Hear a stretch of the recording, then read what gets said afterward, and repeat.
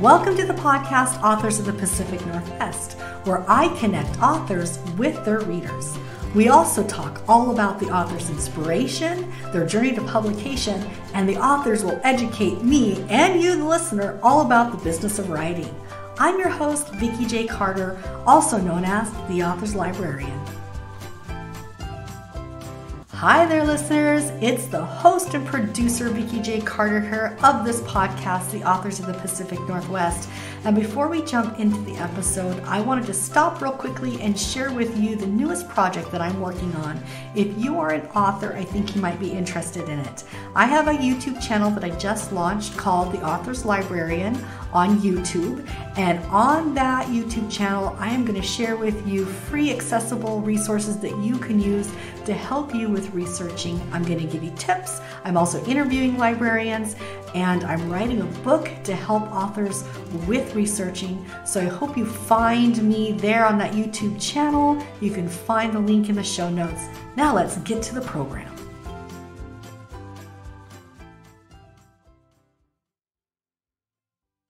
Thank you so much for coming back to the Authors of the Pacific Northwest. And today I am happy to introduce you to Monica and Devin. So Monica, say hello to everyone. Hi, everyone. I'm glad to be here. Thank you so much, Vikki. You're so welcome. So tell us, where are you at? Where are you located, Monica? I am located in Eagle River, Alaska, and I have been here at this same location for about 40 years. Oh, wow. Nice. So what you were originally there? No, I came up in 1978 after graduate school in speech and language pathology. I applied to 3 places, Wyoming, Montana, and Alaska. And Alaska just happened to be the place that called me first. But I don't know if this was conscious at the time, but all 3 of those places have really wide sweeping landscapes. Yeah. And, 20 below temperatures and the wind chill factors. And for some reason, I come from winter people. I'm from Michigan. So in my bones, I can, handle that and actually even enjoy it. So. Yeah. I was going to say, you must like it cold in the wilderness because you picked 3 of that kind of an area, sort of. So, or the final frontiers, it kind of feels like when you told me those 3 states. Right. And that's what it was, because my initial location was Fairbanks, and Fairbanks is even colder than it is in Eagle River. And it's, in the interior. So, it doesn't get the light that we get down here. So actually moving from Fairbanks down to Eagle River was a really good choice, because it opened up our recreational opportunities in a huge way. Where, you can be out in the mountains here in a few minutes, and you can be in the wilderness pretty quick. And also out on Prince William Sound on the water where we go shrimping. So things changed when we moved down south. We're more centrally located, and I like that a lot better. Oh, yeah, that sounds a lot better. But you still get the long winter, right? Oh, we do, yes. Perfect for writing. Actually, they are really good for writing. Okay, so tell the readers a little bit more about your background. You mentioned you went there for work. Are you currently still working, or are you retired and writing full time? I am retired. I've been retired for actually quite a while. And I'm also an artist, and I work with ceramic, clay, and figurative ceramics. And most of my work is a combination of women and animals. And I usually get inspiration to build a sculpture from either a poem that I've written or from something else that I've read that sort of inspires me to make something around it. So I'm just, really into doing that. I think it helps a lot to do something with my hands. I enjoy working with my hands and not always in my head, because I can get kind of lost in my head, but it's a good outlet for that.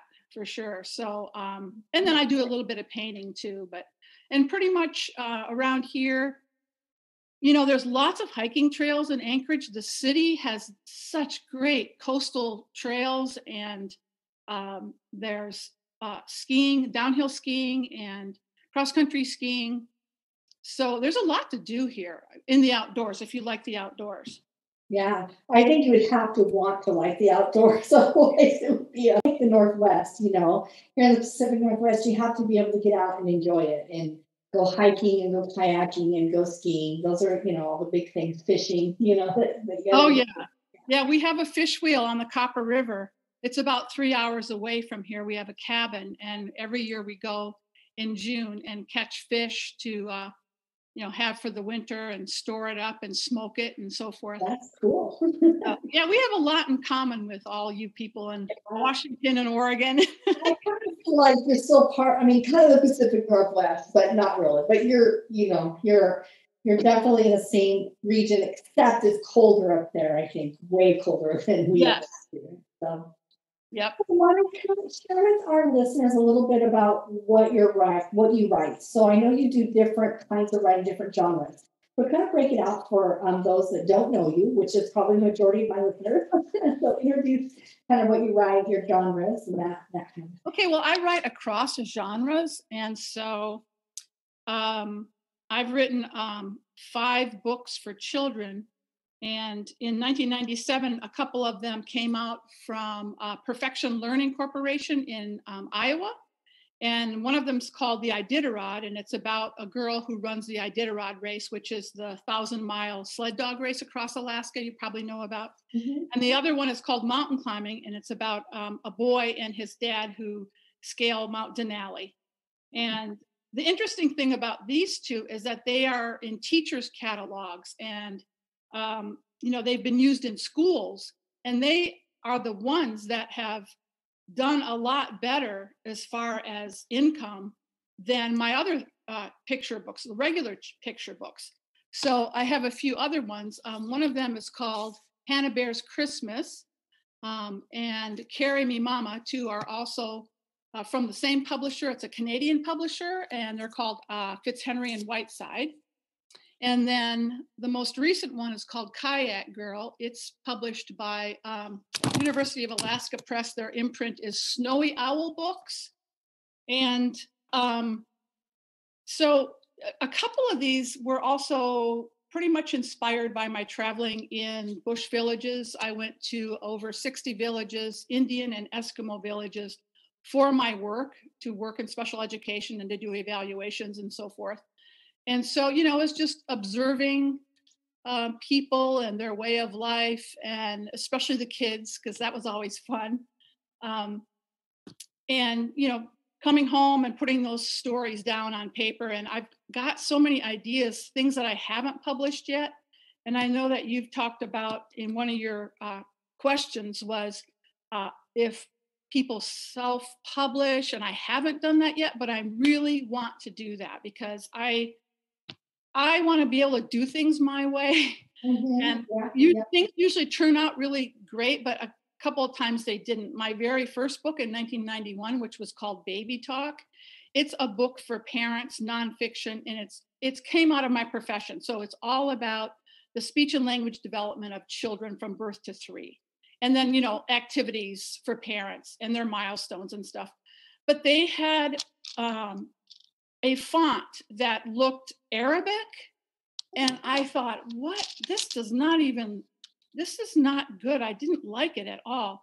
And when I expressed that, they basically said, well, we have a graphic arts department and we don't want your input.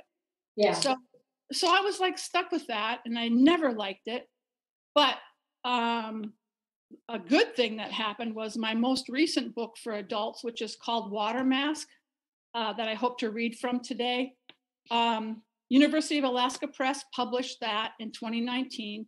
And I saw some paintings by a Canadian artist named Dominique Fortin. And I loved her work so much. She had is combining the women with animals. She had women or girls, young girls on caribou, beautifully done mixed media. And then she had one with a girl looking into a mirror, and there's birds on the mirror. And it looked self-reflective, which is what my book is, kind of contemplative. And so I contacted her immediately, and she said, I would love to do that. And University of Alaska Press contacted her. And so I was really grateful to UA Press for that. That is so fantastic. Well, I want to wrap back a little bit about some of the things that you talked about. The first thing I want to ask about was getting your book in that teachers, the magazine for teachers. Was that a deal with the publishing company you were working with? Is that how you got that in? Because that's an interesting venue for children's book authors or young adults if they're writing the right kind of books. And I think that that's not something that I've had anybody talk about yet. Well, basically, I queried this publisher. They're called Perfection Learning, and that's all they do. All they do is publish books for teachers. Mm-hmm. And so that was one. I queried so many publishers, children's book publishers, and they were the ones that came back and said, this would be really great for our collection. They have a collection for reluctant readers where they basically asked me if they could shorten my sentences and make it more appealing for readers who are having trouble. And I said, absolutely. And I'm so glad I did, because I get letters from schools and students and stuff around the country. But that's all that Perfection Learning does, and in just about every subject matter you can imagine. The other books, so a matter of querying, the regular picture book market. Yeah. So you didn't have an agent; you did it all yourself. No, I didn't have an agent, and I'm kind of thinking for my next project, I might want to pursue that. I haven't done that yet, and I'm not sure, but until the book is completely finished, I won't even go there. Yeah. Because I kind of hear the pros and the cons of both, because people in my writing world. So I have belonged to a writing group. There's 5 of us, and they're so great because they make you accountable. Every month you come in with something. It might not be any good, but at least you got something, And, so several of them are self-published, and they also are traditionally published. So we get a mix of opinions and experiences over the last 10, 20 years. Yeah, that's fantastic. That's awesome. And you mentioned about your, taking the idea of doing self-publishing. Particularly that one book does sound very interesting for you to rework it for how you want it for adults, nonfiction for adults, huge selling market. And so do you have the rights? I'm curious if you have the rights back for it so you can do that. I do. I have the rights back, and I don't know if I ever will, because there's so many more interesting, exciting things to do right now that I can't. So I have those, but I can't see doing that, at least in the near future, because there's so many other things on my plate right now. I totally get it. And what's so beautiful about the publishing industry these days is that you don't have to just stay in one lane. You can do a hybrid version. You could be traditional for some things. You can be self-published for other things. That was the whole start of this podcast, with me asking authors how they got published, because I was undecided what I wanted to do. And then I finally published my first book, self-published, and I'm like, it's great. I enjoy it, but I also would love to try having, I don't know if I ever want an agent, because I've done so much marketing myself for the podcast and now for my book that I think I'm okay. But I think for, other genres, it'd be interesting to explore publishing with other, publishing houses and stuff. So, but it sounds like you have a good background as far as what you've already done some things. I mean, I would love to see you try self-publishing. It's really, if you've already done a few things like marketing and negotiation, and you have probably a really good graphic design view, because that is important.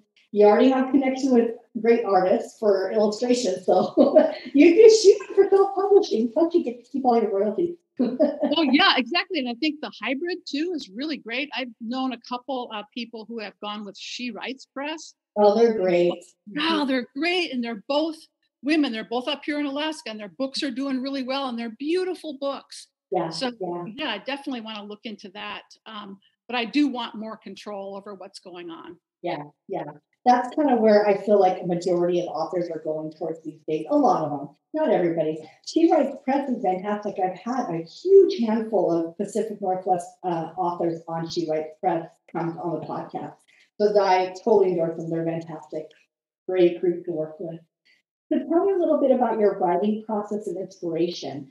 So do you get ideas and then you sit down and you write one project at a time? Do you have to outline? How does that work for you? Well, I'm working on fiction right now, so this is my first novel. It's called The Memory of Geese, and right now I'm feeling really a lot freer because with fiction, I don't feel like I have to outline everything, and I don't know exactly how it's going to end, and I don't know how parts are going to fit together yet. But the way that I'm writing fiction, I'm having so much more fun because I don't have to do a bibliography and all these fact checks. I'm just making stuff up as I go, and that's really interesting and fun. But I'm writing scenes. I'm just writing scenes. I don't exactly know how they're going to go together, but I'll think about a scene and then I'll get down to writing it, and then later on see how this relates to what came previously or what's going to come after. And I find it so stimulating and exciting to do. And then I'm also thinking about another book after that, if I survive this, that is also would be called A Year of Breathing. And for that one, I've just compiled notes. Every time I hear something interesting about impermanence, about aging, about illness, my character is so far going to be a woman who's reflecting back. She's in her 80s, and she has a defining moment in her life where she is in charge of a grandchild who actually dies while she's taking care of it. And so that's something that haunts her entire life. And so it makes me think about some of those, black holes that we have to live with or we try to climb out of. And how do we do that? How do people have resilience, and how do they get out of those types of situations where their mind takes them to the dark place? Yeah. So so I think those ideas just come, and I'm always, carrying around a notebook. So sometimes in coffee shops, you probably do this too, but I watch people and then I write down what they say and listen to dialogue and think, oh, this is really interesting. And then some of the other books that I'm reading, there's that one, Olive Kittredge by Elizabeth Strout. And that's a really great novel. I'm reading novels so that I can learn. I'm looking at it not from a reader's point of view, but now from a writer's point of view, like how well she uses dialogue. And just a couple lines of dialogue can tell me so much about a person's character. It's amazing. Yeah. So that's kind of the way I'm thinking about novels now. And I'm also starting to do Audible. And I really like that, to hear all these, how authors put things together, which I hadn't thought about before. But I think it's going to be very useful. And my husband always did Audible because he always had trouble reading when he was in school. And he actually, quote unquote, reads way more books than I do. So I need to catch up with him. And I think Audible's the way to go. Well, I tell you, being in education, you probably know this, but I push audiobooks with my students. I work with adult students. And I'm dyslexic. So for me, reading and writing is a very slow process. But when I discovered using audio, anything for writing or audio for reading, my whole world opened up. And I do consume a lot of books a lot faster than if I was reading them, even though I enjoy the process of reading. So there's a cognitive skill that gets it's so much more helpful for individuals that have some slowness or dyslexia or something like that. They can move a lot faster. Yeah. Oh, definitely. Yeah. I mean, my husband, he commutes a lot. He's not a reader. So I got him years ago on audio tapes or CDs from the library when I worked there. And he consumed so many books. It was hilarious. It was so great. So, well, I can see this. We're going to be driving outside in August. And so we are both going to be plugged into our audiobooks. He'll have his, I'll have mine. And that's 4 straight days of driving. So we'll get a lot of reading during that. Get a lot done. I love it. So let's do this. So I'll make sure that the show notes will have your website, because I looked at your website. I believe you have almost all your titles listed there in your book that you have. And you also have beautiful photographs and your artwork that you do too. So listeners, definitely check out the website. But why don't you tell us a little bit about the titles that you're going to share with us today, and give us the background for what you're going to read. Kind of give us the story of maybe how you created this, or how it came about, or any background you want to share around the reading. And then you go right into the reading, and I'm going to go on mute. My dogs have been barking nonstop, so we'll see if they come on this podcast with us. I'm going to go on mute while you do that, Monica, so we can avoid dog barking. Oh, that sounds great. Should I go ahead and read as well? Yes, please. Okay, sounds good. All right. So when I started traveling in the bush in Alaska for my work, I kept a journal. I wrote down thoughts and observations, and eventually these turned into stories that make up my latest book called Water Mask. And it's a collection of 15 nonfiction stories drawn from living and working in Alaska for about 25 years. A few of the stories take place in Alaskan villages. So first, I would like to respectfully acknowledge the Yupik and Nupiat and Athabaskan people who illuminated my path as I traveled in the villages for my job. And I mean, at every turn, people were so kind, and they freely shared their stories and their homes and their lives with me. So I'm really grateful to them. So I'm going to just maybe first, this is not just all about Alaska. There's other chapters, and I'll just name a few of those before I actually go into a reading. But there's a couple other chapters. One of them is called On the Edge of Ice, and it is about actually going with a whaling crew up on the Beaufort Sea. Also one called Things Fall Apart, and that takes into consideration the cultural differences of a person like myself going into Inupiat and Athabaskan villages and Yupik villages, and working with kids that have a different culture than my own. Water Mask is the name of the book, and it comes from a poem actually by Jim Harrison. He's one of my favorite writers. He's from Michigan, and so am I. So I love his books because, especially in his book True North, he uses all these place names of all these places I know and love in the Upper Peninsula of Michigan. So I have a connection to that, his writing. But he used the words water mask in a poem about death. And it was a poem that I read when we spread my mother's ashes. So water mask in this book, the story is about my mother's death, and it's sort of juxtaposed with we're fishing the fish wheel on the Copper River and watching the wheel turn and harvesting fish.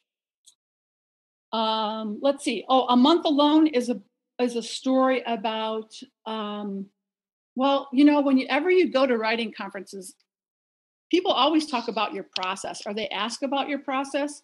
So this story is about a month that I spent alone in Abiquiu, New Mexico at Ghost Ranch, where I had no car and no people around. So it was great because I was able to get most of this book finished in that period of time. And so it speaks to, what it's like when you come up against silence. And also I'm really interested in how the mind works and how it turns and sometimes can be a menace rather than where you want to go with it. You get all kinds of thoughts, and they're unbidden thoughts. And so I do document my struggle with staying on task and keeping my mind going in the direction that I wanted it to. And then let's see. The Inside Passage is about coming up to Alaska in the Inside Passage on a friend's boat. Cold Departures is a chapter that's about my dad's death, and so on and so forth. So my reading, I thought I would read from the first, the lead story, and it's called Mission of Motherhood. And I think in Alaska, I brought my boys up here, and they do, there was a little element of risk anyway, as far as bringing kids up in the outdoors, at least compared to if I had stayed in Michigan and lived in a suburb. Mission of Motherhood is a story about a woman who loses her baby. And so I think I'd like to read a part of that.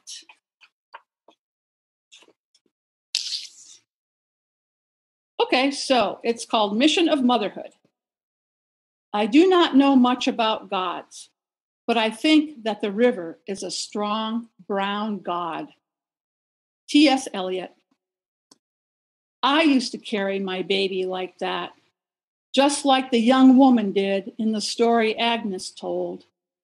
I carried him in a pack on my back, an internal frame pack we used on camping trips to carry sleeping bags and gear. My husband fashioned it into a baby carrier by cutting holes in the nylon fabric where our little boy poked his chubby legs through. Riding high up off the ground, my baby would hold onto the tubing at the top of the pack and push down with his feet at my hips. He babbled and jumped up and down when I caught a batch of fish in our dip net. Carrying him was easy. I was young and lean, my arms and legs strong. He was never too heavy to shoulder, not like the 70+ pounds of fish we hauled out of the canyon in Army surplus packs. I first heard the story from Agnes at the Mendeltna Creek Lodge, a roadhouse where I often stopped for lunch on my way to our cabin in Taslina. Agnes, a stranger then, sat at the bar eating a bowl of soup. She was of a thin, wiry build with long graying hair roped into a braid that hung clear to her waist. Her voice was thick and gravelly, like she had smoked away her years. She spoke of the 2 kids who recently drowned in the icy waters of Long Lake when their mother lost control of her car on the steep, snow-blown mountain road. Deaths like that happen a lot out this way, she said. There were those 2 little kids who were caught in a sweeping fire that burned down their cabin one winter when it hit close to 30 below. Agnes leaned to one side on the bar stool, stretching out her back. She tore off a piece of bread and chewed it slowly. Recalling children who had died over the years, she said, "The little ones are those you don't forget. They never had a chance, never got a proper hook on life." And she began another story about a young woman dip netting on the Copper River with her baby on her back. It's necessary, if you're going to place a net in the river, to watch the water and get familiar with its ways. Be aware of the current, the likely path the fish are taking, how much debris is in the water. Take note of the water level and the condition of the bank. You have to watch how the wind disturbs the surface so you know where to cleanly place your net down deep, way below the riffles. The Athabascan Indian women knew these things by heart. They fished the Copper River and the Taslina, Tonsina, Galcana, and Plutina rivers. Na means water or river. For hundreds of years, they knew where the good fish runs were, how to skin and gut a salmon, how to prepare it for drying on racks in the sun, how to preserve the meat in their smokehouses. The women took their babies everywhere they went in all kinds of weather. While fishing, they securely strapped their babies in cradles made from the strong branches of birch trees. It happened a long time ago, Agnes said. I sensed a sadness bloom around her, a deep hurt that floated somewhere behind her eyes. She continued. The young couple from Anchorage was fishing the river for the first time, learning how to dip their nets by watching others in the canyon. The woman cared for her baby tenderly, pulling her arms through a warm sheepskin coat and covering her feet with wool socks. It can get cold in the canyon, even when the light is riding high. In the sky, the sun is riding high. She bundled her baby into her backpack and stepped onto a huge rock that jutted into the fast water. She reached over the rocks and eased her long pole with its large round net into the current. Soothed by the smell and the rhythm of the river, she held her net steady and waited. It wasn't long before she felt a bump in the net. Hand over hand, she pulled the pole toward her, feeling her arms burn with each pull. Her baby clapped her hands and made happy babble sounds, craning her neck to watch her mom pull in the fish. Before taking the fish out of the net, the woman bonked them over the head with her fish whopper to settle them down a bit. They flopped around her feet, straining against the net, their gills pumping in the cool, dry air. With a few swift cuts, she sliced the gills, flipped the fish over, and bled them out. Then she slid the pole back into the water and waited. Her husband stood a little ways downriver, she and the baby always in his peripheral vision as he too worked his pole, dipping for fish. Sometimes things happen with such swiftness, you wonder if they really happened at all. There's a hazy line between one instance of reality and another. Where one begins and ends is lost to you. She was screaming, though her husband couldn't hear her cries above the roar of the river. He could just see her arms flung out in front of her, her hands reaching toward the muddy water. Then she fell to the ground and held onto the rocks as the shock, like lightning, coursed through her trembling body. Her screaming turned into deep, heavy sobs, and it was only then her husband realized what had happened. Her backpack was empty. When she bent over to pull her pole in on another sweep of the eddy, their baby slid headfirst out of the pack and splashed into the roaring hydraulics of the current, sucked down instantly by silt. He scanned downriver and saw no trace of their baby girl, then scrambled over the rocks to reach his wife.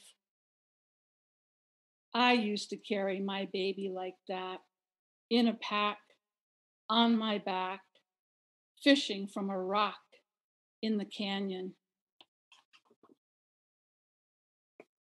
Oh my goodness, that is amazing.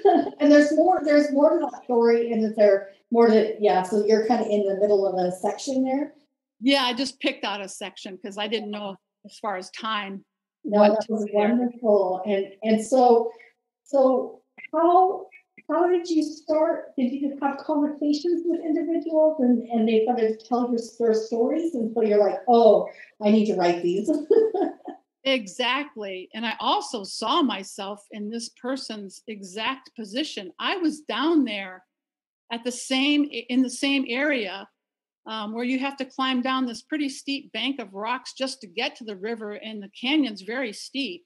And I had a baby on my back. And at the time, I'm thinking, this is no big deal. You just do what you do.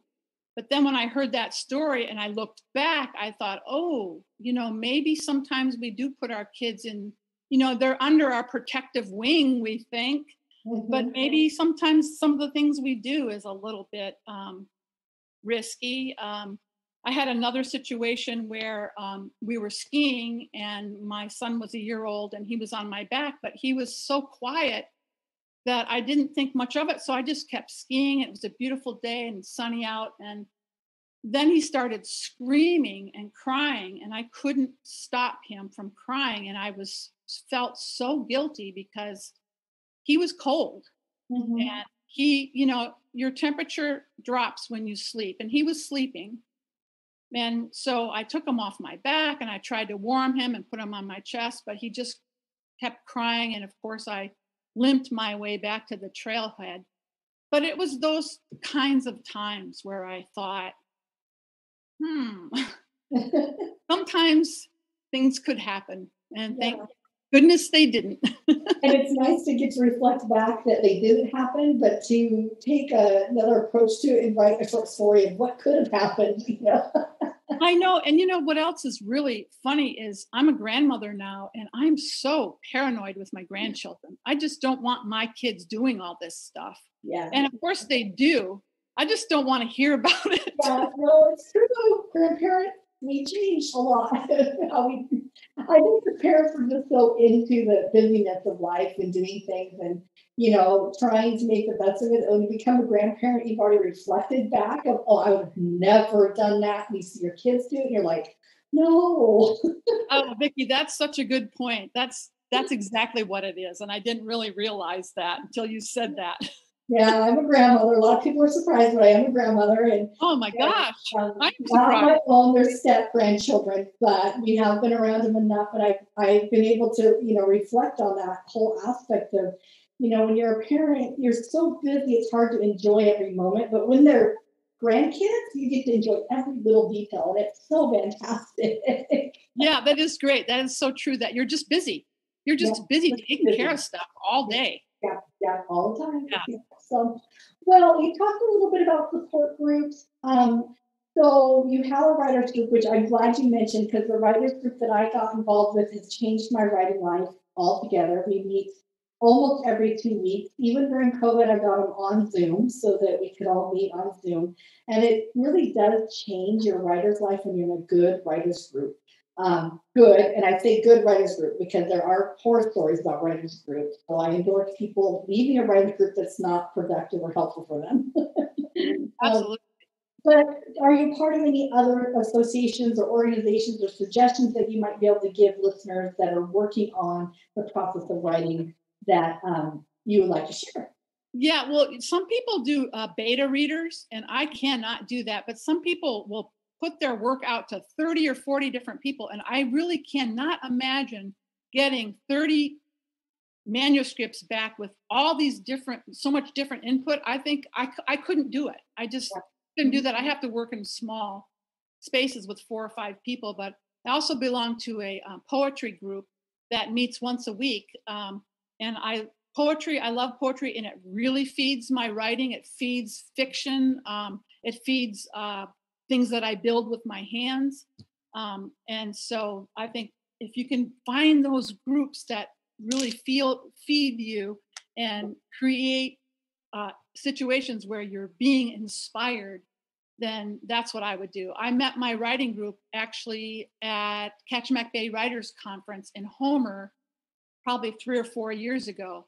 And boy, I've been grateful ever since. And then the poetry group I also found online, and they're past MFA University of Alaska Anchorage graduates. So I get their input too. And with Zoom, oh my gosh, I've taken classes from different people around the United States, and that has opened up another whole world. That was one good thing about COVID. It was. Yeah. Just like you and I were emailing back and forth today. It was funny because I started to record the podcast in Zoom in late 17, early 18. And I could not get authors to come on camera with me, which was fine. But, I was like, it's a much better experience for recording to have people come on camera, even though I don't use the footage. So I like it's a much better engagement. So now, and I had to coach people on how to get on Zoom, how to use it. Now, like, oh, you guys Zoom, I'll see on camera. And it's so much better. I don't know if I'm using it now. Fantastic. But also being able to be exposed to so many different avenues of learning and people all over the United States and the world. It opened that up a lot for people. Yeah, it does. I took a class from Ellen Bass, and she is a fantastic poet. She's from Santa Cruz, California. And for years, I thought, okay, I'm going to go to Santa Cruz to one of her workshops, and I'd have to get a hotel and, I'd have to airfare and all that. And I took a Zoom class with her that was just fantastic. Yeah. And I learned so much from her, and I knew I would. But that would not have been available before. And she loves it too, because she has opened up to people globally now. Yeah, it's absolutely wonderful. So you're going to get news, Monica, on this podcast that haven't announced yet, but I actually have been invited for my first book to be a speaker at SELFPUBCON, which is in London. And so that'll be out hopefully in October, I think, is when that whole conference is. And it's a huge, huge conference. Like I've been going to it, following it, but then I get asked to do it. So I'm kind of excited. But I probably would not have put my bid in or say yes to do it right out of the gate if I knew I was going to have to fly to London right away and get on stage versus doing it in my comfort zone online. I'm like, sure, I'll do that. And then all my friends that I told, because I haven't announced it yet, so now everybody's here, this is going to happen. That's supposed to be the podcast. The people that I have told are like, wait, did you get to go to London? Oh, yeah. Well, Vikki, congratulations on that. That'll be great. It's another, you get your foot in the door with so many more people, that much more knowledge and experience. I'm sure you've probably heard of Joanna Penn. I have. I'm going to be on her podcast too. Oh, that's so great because I listen to her podcast all the time. So I will see you there. So I have these huge, wild goals, to get this book out. And so for those of you, that's not about me. It's supposed to be about Monica. So I don't want to, deviate too much. But I've been following Joanna Penn. She's actually inspired me to start the podcast and just listening to her and write a lot from listening to her podcast. So it's my favorite podcast. And then she's so fantastic. I mean, if you are ever going to model yourself after somebody, she responds to people's emails all the time. She doesn't have a team of people that does that for her. She'll respond to you in Twitter, mostly Twitter. And so I just sent her a couple of thank yous. This book was great. This has helped me on this and this. And so in December, I got a hold of her author's business plan because I've decided I want to do this and launch myself into retirement as a business, not just, writing for fun. And so I did that book. I listened to it Audible and I emailed her right away. I go, this book was perfect for me in December. And she's like, well, when you get your book out, let me know. Because she knew I'd been playing with this idea of writing a book to help authors with research. And I'm a librarian. And I'm like, oh, I wasn't even thinking about a book yet.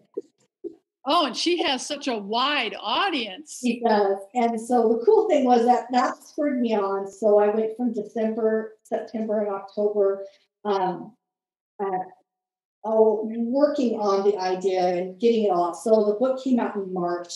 I let her know, hey, my book came out in March. And she's like, okay, I'll book you for coming this fall on the podcast. And I'm like, okay, this is like for real when you're mentor from afar that you're totally fangirl about, you're going to be on a podcast. It was pretty exciting. So that's another big announcement that I haven't told everybody yet, but you should tell them right now. You just did. I'm starting to get the word out and stuff. It's just a little bit exciting and overwhelming, but also like, you get that feeling of like, oh my gosh, what did I step myself into? Can I handle all of this? Right. And her bench is so deep. Mm-hmm. I mean, oh my gosh, her wealth of knowledge is incredible. I listen to her while I'm working on my clay projects. I listen to her every Monday. So, she puts them out on the weekends and I faithfully listen to her. She's like my author's news that I listen to in the morning on Monday when I'm getting ready for work. And it's pretty big. It's exciting. And I love her genuineness. That's the part that I love the most. Yes. She truly is an example of what all those authors should be like. In the sense that she loves the people that email her and she doesn't take anything for granted as far as where she comes. So I'm pretty excited. So you got to hear the news first, and the conference comes from this conference that an alliance that she told me to get into, and it comes from all that. So it's all been because of Joanna Penn. I started a podcast. I'm writing. So I will tell her that on that podcast. I'm like, I'm fangirling, so. Yes, and then when that happens, of course, you're going to send out everything, right? You're going to flood emails and social media, so we all know. Okay. Yeah. Everybody's going to hear about it. I'm starting to get the word out to the people that are on my newsletter now. They're going to start hearing about it. The conference is very cool because there's going to be 3 free days. and they're having huge heavy hitters. I don't know how come they picked me, but they're having, and it's going to be all about the craft this year of writing craft. And so there's going to be some really great speakers. So I'm pretty excited because I'll get to go to the conference too and listen to everybody's work and stuff. And so it's going to be a good fall for. Oh, it sounds like a great one. Yeah, we will definitely follow you on that. I'm pretty excited about that. So anyways, so support groups and finding mentors and all that is so very important. And even doing it from afar, like we were just talking about how this year has opened up our ability to do that internationally, which has been so life-giving to me at least. So yeah, and I think also touching into regional groups, like I'm trying, like you, I was trying to find where are people in the Pacific Northwest. Those are my people. Where are they? Who are they? And with Watermask, I'm really proud to say that I was a finalist in their Willa Award for Creative Nonfiction in 2020 from the Women Writing the West. Yeah, but I thought, well, that's the West. Where are my Pacific Northwest people? Well, Willamette Writers Group is a huge group. Okay. Willamette Writers Group, and they have a website. They do conferences. I don't know if we're going to do a conference this year face to face, but it's a huge, huge group, and there's chapters all over Oregon, Idaho, Washington. And also look at Author to Author. He's from Seattle, and he has a podcast and a huge group of people. I'm going to be on his podcast too here this summer. And he writes, his name is Bill Nomer. He has had 3 books. One is Fearless Writing, about writing through your fears. And the latest one is about self-doubt and how to deal with self-doubt as an author or as an artist, any kind of work that you're putting your soul out, right? So that's his latest book. And he has a huge mix, and he writes for Writer's Digest as well. So he is a really great, he has great resources, and he has a huge connection. So Author to Author is his podcast too. So check them out, because that will give you some connections in the Pacific Northwest. And then on my website, I have on each of the podcasts, usually when an author will mention something or I'll ask them about an organization, I usually link that to in the show notes. So my website is full. Squishpin.com is full of resources. So I bet you can find some other groups too. Oh, yes, I will. I will definitely go there. Thank you. That website is so large that I can barely manage it anymore with all the resources I put on. Because I'm a librarian, so I can't help myself but give massive resources to everybody. I bet. Yeah, that's natural for you. Yeah, it is. I appreciate that. You bet, Monica. So, Monica, let's finish out the podcast. Tell us what keeps you going as a writer. My husband asks me that because he sees how frustrated I get sometimes. And he says, why do you do this? Mm-hmm. And I just, I don't know. There's a strong compulsion. I don't know. Like this next book that I'm working on, I feel really compelled to tell this story. And it is about a Native boy who's coming of age and ends up going through lots of traumatic events in his life. And, there's some compulsion to write that story. So that's all maybe also because I really like to be in my head. Yeah. I enjoy being in my head. I enjoy thinking about things and meditating and being in a contemplative state of mind. And I feel like during those times, you're kind of in this flow and it feels good and it's rewarding in that way. It's definitely not rewarding monetarily, but, but I don't care. That's what I do. Oh, I hear you on that one. Oh. I love it. Well, and that's so funny because our youngest daughter, she's 24 this year, and she was over here visiting with me before she went to work, and I was kind of giving her a rundown of some things that I'm doing this week, because it's always a week-by-week thing, because I'm still working full-time and doing all of those stuff. And she just looked at me and she goes, why do you work so hard? She's like, I just don't get why you feel like you have to work so hard. Well, because I'm at the stage where I'm ready to launch into my retirement. So why can't you just retire and garden?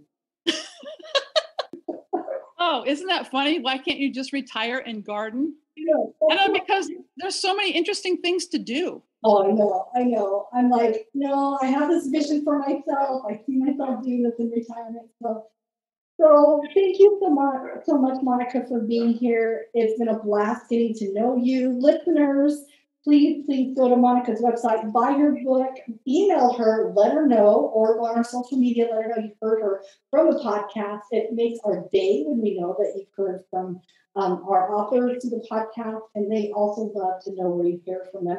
And if you buy her book, do go on and write a review, because that is our life's blood. That is. Please do that. It's only 3 or 4 sentences we'll do. It's easy on Amazon. It really isn't. So as well on Goodreads. Yeah. My 2 favorite places. Love it. And Monica, thank you so much for being here. I look forward to talking to you again soon and seeing you. Yeah, it was great to meet you. My website is monicadevine.com. Gmail is monicadevine@gmail. Let's see. I don't really like Twitter, so I don't do that. I used to, but Instagram is monicadevine.art. Okay. And I hope to see you there. All right. I will find you there, I guarantee you. And we'll stay connected that way. I'm an Instagram fanatic. I love Instagram. I have Facebook and Twitter, but those are my least likely love. I love Instagram because it's visual. So I do too. It's great. Monica, thank you for being here. Thanks to you, Vikki. Nice to meet you, and we'll see you again soon. Thank you for listening to the podcast. I hope you enjoyed it as much as we did.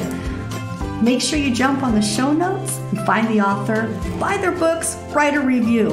And most importantly, you can find out more about me and my projects at one of my 2 websites, www.squishpin.com or theauthorslibrarian.com. And until next time, this is Vikki J. Carter, the Author's Librarian, signing off.